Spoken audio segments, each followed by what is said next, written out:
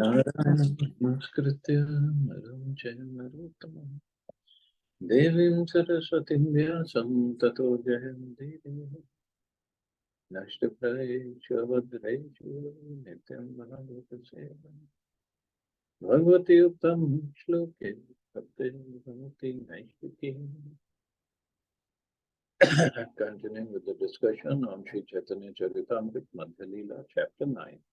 Lord Sri Chaitanya Mahaprabhu's travels to the holy places. Text 245.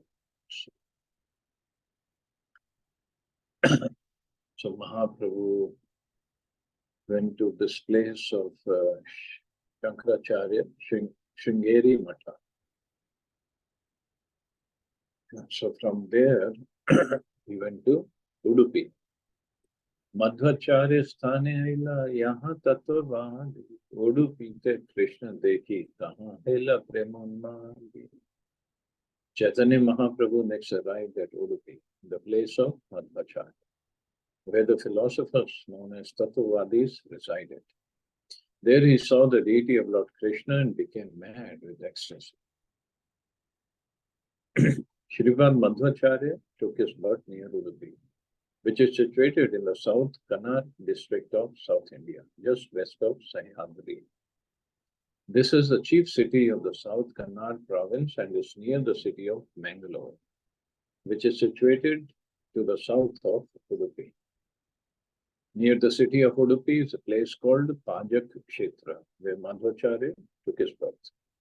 In a Shivalli Brahman dynasty as the son of Madhya Geha Bhatta in the year 1040 Shakabda or AD 1118. According to some, he was born in the year 1160 Shakabda, AD 1238. Oh, 120 years difference. In his childhood, Madhvacharya was known as Vasudev, and there are some wonderful stories surrounding him. It is said that once, when his father had piled up many debts, Madhvacharya converted tamarind seeds into actual coins to pay them off. When he was 5 years old, he was offered the sacred thread. A demon named Manima lived near his abode in the form of a snake. And at the age of 5, Madhvacharya killed that snake with the toe of his left foot. Also, Madhvacharya is known as incarnation of Bhima. So he was very, very powerful, very strong. When his mother was very much disturbed, he would appear before her in one jump. So Bhim, as we know, he is also known as son of Pavandev. So he had all the powers of wind also. He was a great scholar even in childhood, and although his father did not agree, he accepted sannyas at the age of 12. Upon receiving sannyas from Achyut Preksha, he received the name Purna Pragya Tirtha. After traveling all over India, he finally discussed scriptures with Vidya Shankar, the exalted leader of Sringeri Math. Vidya Shankar was actually diminished in the presence of Madhvacharya. Accompanied by Satyatirtha, Madhvacharya went to Badrikashram. It was there that he met Vyasadeva and explained his commentary on the Bhagavad Gita before him. Thus he became a great scholar by studying before Vyasadeva.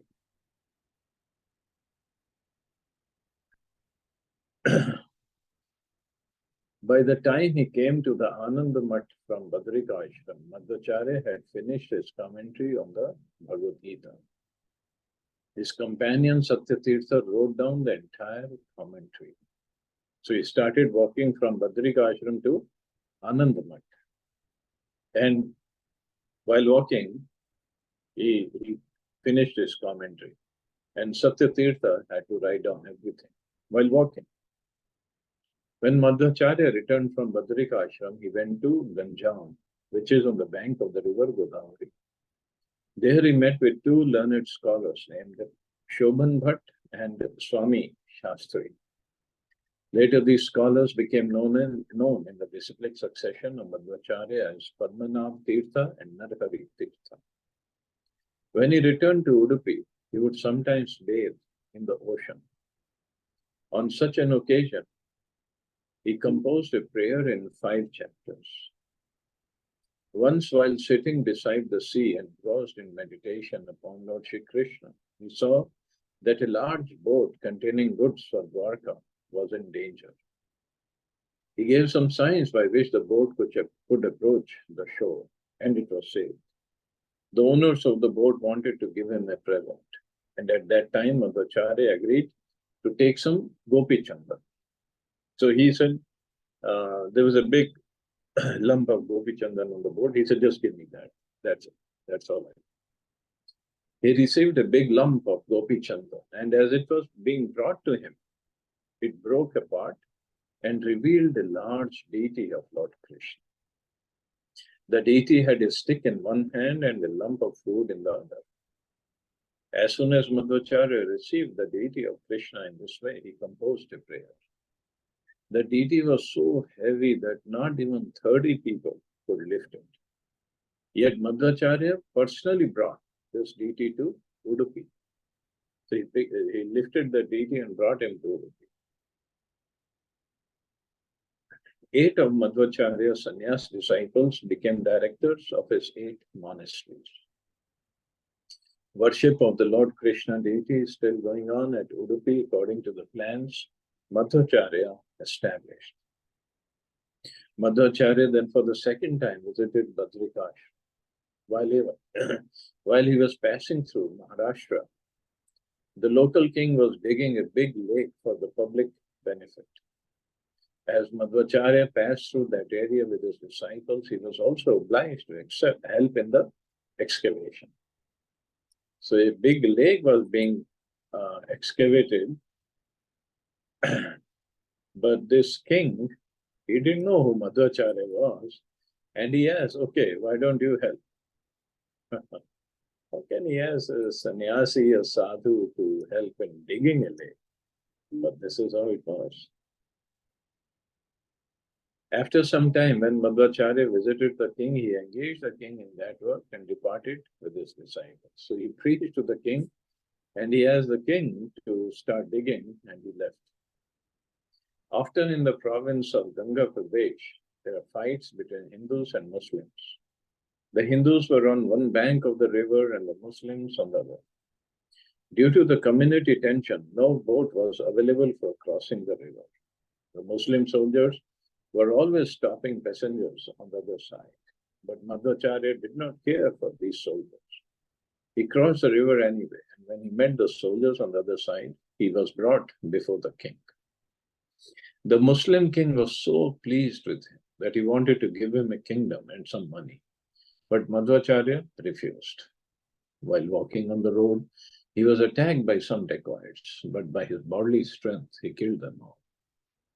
When his companion Satyatirtha was attacked by a tiger, Madhvacharya separated him by virtue of his great strength. When he met Vyasadeva, he received from him the Shaligram Shila known as Ashtamurti. After this, he summarized the Mahabharata. Madhvacharya's devotion to the Lord and his erudite scholarship became known throughout India. Consequently, the owners of the Sringeri Mutt established by Shankaracharya became a little perturbed. At that time, the followers of Shankaracharya were afraid of Madhvacharya's rising power, and they began to tease Madhvacharya's disciples in many ways. There was even an attempt to prove that the disciplic succession of Madhvacharya was not in line with Vedic principles. A person named Pundarik Puri, a follower of the Mayavad philosophy of Shankaracharya, came before Madhvacharya to discuss the Shastras. It is said that all of Madhvacharya's books were taken away, but later they were found with the help of King Jayasimha, the ruler of Kumla. In discussion, Pundarik Puri was defeated by Madhvacharya. A great personality named Trivikramacharya, who was a resident of Vishwamangal, became Madhvacharya's disciple, and his son later became Narayan Acharya, the composer of Sri Madhva Vijay. After the death of Trivikramacharya, the young brother of Narayan Acharya took sannyas and later became known as Vishnu Tirtha. It was reputed that there was no limit to the bodily strength of Purna Pragya or Madhvacharya. There was a person named Kadanjari who was famed for possessing the strength of 30 men. Madhvacharya placed a big toe of his foot upon the ground and asked a man to separate it from the ground. But the great strong man could not do so even after great effort. Srila Madhvacharya passed from this material world at the age of 80 while writing a commentary on the Aitareya Upanishad. For further information about Madhvacharya, one should read Madhva Vijay by Narayanacharya.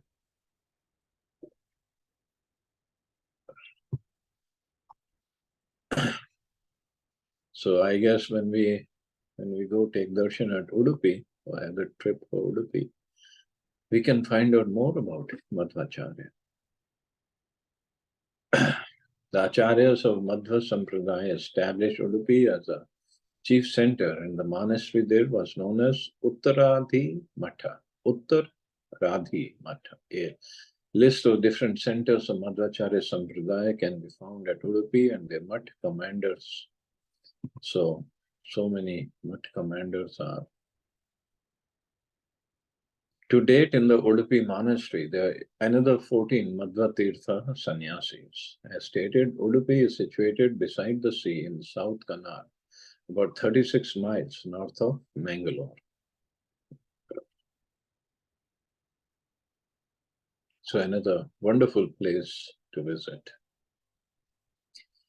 Nartak Gopal dekhe param mohane, Madhvacharya swapna diya ilatar sthane.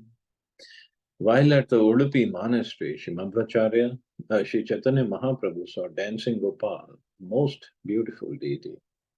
This deity appeared to Madhvacharya in a dream.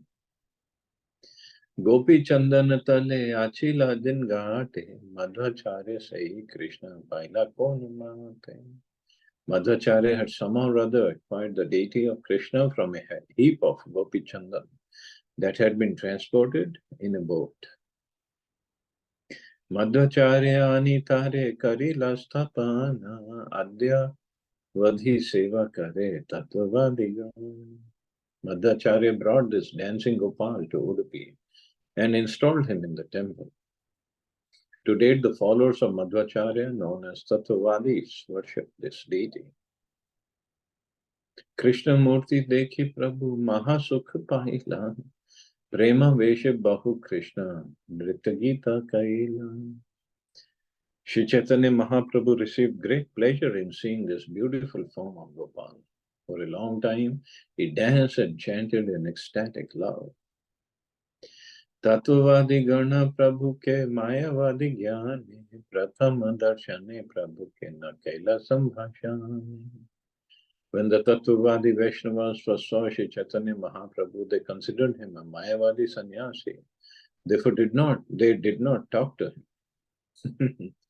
So, Vaishnavas, they just want to avoid Mayavadi sannyasi. Pache prema vesha dekhi haila chamatkar Vaishnava jnani bahut harila satkar. Later, after seeing Sri Chaitanya Mahaprabhu in ecstatic love, they were struck with wonder. They considering him a Vaishnava, they gave him a nice reception. Vaishnavata sabhara antare garva jani ishata hasiya kichu kahe gauramani. Sri Chaitanya Mahaprabhu could understand that the Tattvavadis were very proud of their Vaishnavism. They were smiled and began to speak to them. Tasabara antare garva jani gora chandra, tasabba sange goshti karila arambha. Considering them very proud, Chaitanya Mahaprabhu began his discussion. Tattvavadi Acharya Sabha Shastrite Pravina Tare Prashna Kaila Prabhu Haya Yenadina. The chief Acharya of the Tattvavad community was very learned in the revealed scriptures. Sri Chaitanya Mahaprabhu humbly cautioned him. Sadhya sadhan amina jani bhala mate, sadhya sadhan shrestha janaha amate. Chaitanya Mahaprabhu said, I do not know very well the aim of life and how to achieve it. Please tell me of the best ideal for humanity and how to attain it. Acharya kahe varnashram dharma Krishna samarpana Ei hai Krishna bhakti shreshta sadhan. And Mahaprabhu actually asks the same question to Ramananda. But he's trying to find out the knowledge and devotion of this Acharya. So he's asking the same question. The Acharya replied, when the activities of the 4 castes and the 4 ashrams are dedicated to Krishna, they constitute the best means whereby one can attain the highest goal of life. Panchavidha mukti paya vaikuntega mahana sadhya shreshta hai shastra nirupan. When one dedicates the duties of varnashram dharma to Krishna, he is eligible for 5 kinds of liberation. Thus, he is transferred to the spiritual world in Vaikuntha. This is the highest goal of life and the verdict of all the revealed scriptures. Prabhu kahe shastra kahe shravana kirtan Krishna prema seva phalera parama sadhana. Shri Chaitanya Mahaprabhu said, according to the verdict of the Shastras, the process of hearing and chanting is the best means to attain loving service to Krishna. According to Tattvavadis, the best process for achieving the highest goal of life is to execute the duties of the 4 varnas and ashrams. In the material world, unless one is situated in one of the varnas, Brahman, Kshatriya, Vaishya, Shudra, one cannot manage social affairs properly to attain the ultimate goal. One also has to follow the principles of the ashrams, brahmacharya, grihastha, vanprastha and sannyas. Since these principles are considered essential for the attainment of the highest goal, in this way the Tattvavadis established that the execution of the principles of varna and ashram for the sake of Krishna is the best way to attain the topmost goal. The Tattvavadis thus established their principles in terms of human society. Shri Chaitanya Mahaprabhu, however, differed when he said that the best process is hearing and chanting about Lord Vishnu. According to Tattvavadis, the highest goal is returning home back to Godhead. But in Chaitanya Mahaprabhu's opinion, the highest goal is attaining love of Godhead in either the material world or the spiritual world. In the material world, this is practiced according to Shastric injunction, and in the spiritual world, the real achievement is already there. So this all was discussed in great detail in the discussion between Mahaprabhu and Ramananda Rai. So slowly, Ramananda Rai actually started with Varnashram Dharma, and then all the way to conjugal love, Madhurya Ras, and then further to the mood of Srimati Radharani. But Tattvavadis or the followers of Madhvacharya, they stop at Varnashram Dharma. See, this is where the division happened. Although our sampradaya is called Brahma, Madhva, Gaudiya, Vaishnava Sampradaya. So Madhva, there is Madhvacharya. So we come in that, but then from Madhvacharya, it gets towards Chaitanya Mahaprabhu, in the line of Chaitanya Mahaprabhu. So it doesn't stay in Madhvacharya's line anymore. Because Mahaprabhu gave something higher. So Mahaprabhu further said, Shravanam Kirtanam Vishnu Smaranam Padasevanam Marchanam Vandanam Dasyam Sakhyam Atmanivedanam Iti Punsarvita Vishnu Bhaktishcheva Navalakshana Kriyate Bhagavati Adha Tanmanne Adhitam Uttam. So going back to this Varnashram system, yes, a wonderful system for the proper functioning, proper upkeep of the society. But what about those who don't come in Varnashram system? So that's why Mahaprabhu just chant and dance. That anybody can do. So Mahaprabhu said this process entails hearing, chanting, and remembering the holy name, form, pastimes, qualities, and entourage of the Lord, offering service according to time, place, and performer, worshipping the deity, offering prayers, always considering oneself the eternal servant of Krishna, making friends with him, and dedicating everything unto him. These 9 items of devotional service, when directly offered to Krishna, constitute the highest attainment of life. So whether one is following Varnashram or not, this anybody can do, anybody should do. This is the verdict of the revealed scriptures. So this comes from Srimad Bhagavatam, 7th canto, 5th chapter. Shravana Kirtana Haite Krishna Hai Prem Sei Pancham Purushartha Purushartha. When one comes to the platform of loving service to Lord Krishna by executing these 9 processes, beginning with hearing and chanting, he has attained the 5th platform of success and the limit of life's goals.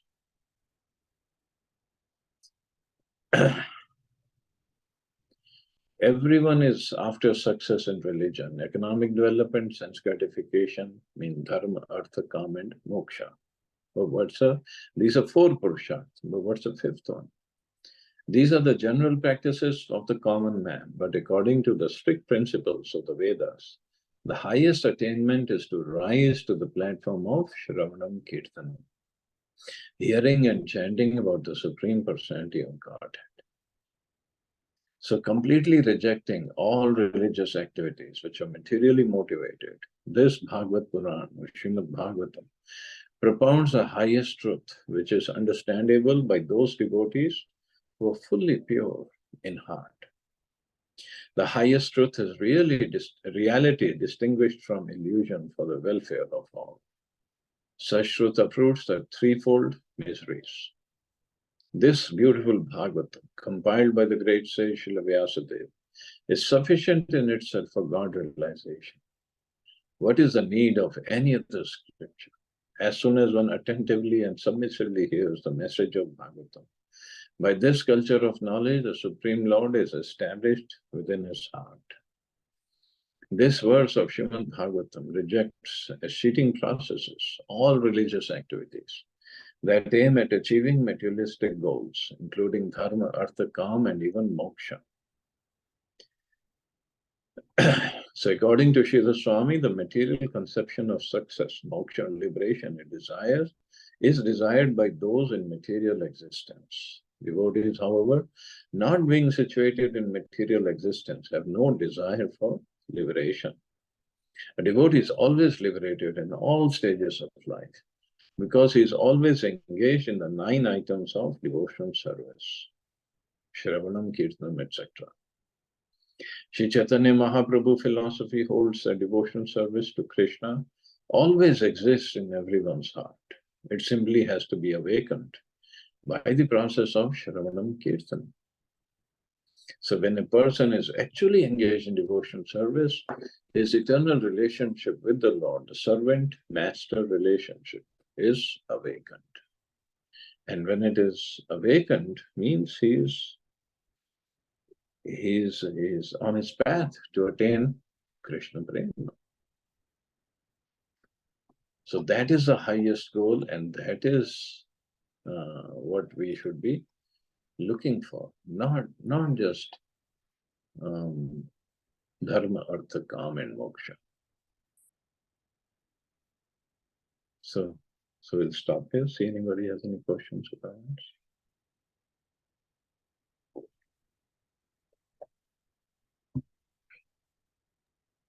Hare Krishna, Prabhuji. Hare Krishna. There is a beautiful pastime of Udupi Krishna. Can I narrate that? Yeah, please tell. They said that that there was a Shudra who used to visit this temple every day because he was a great devotee of Krishna. And there was, on one side, there was a window, and he used to see from that window because in South India, the caste system is very prevalent. So he was not allowed to come inside the temple. So he used to watch the deity from a window, and he used to do it constantly for a pretty long time.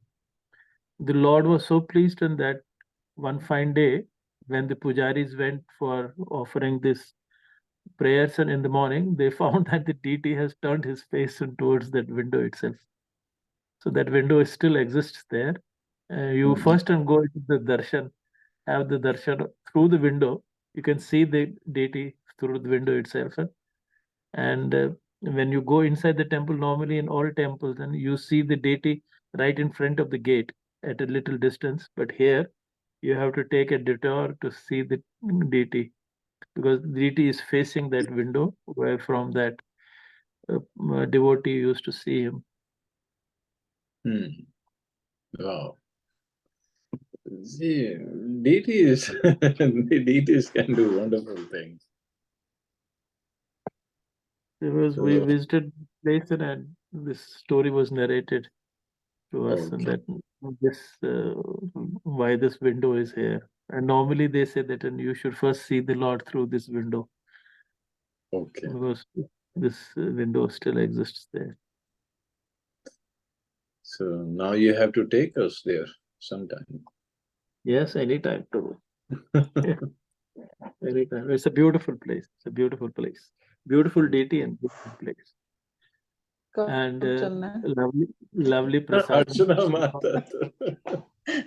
Ayodhya से होके जाइएगा प्रभु जी। Next year is Ayodhya. शाम को अयोध्या से DT होके चलेंगे प्रभु जी उडुपी। उल्टा हाँ हाँ उल्टा सीधा क्या कभी ठीक। कब चलना है, बना लो प्रोग्राम।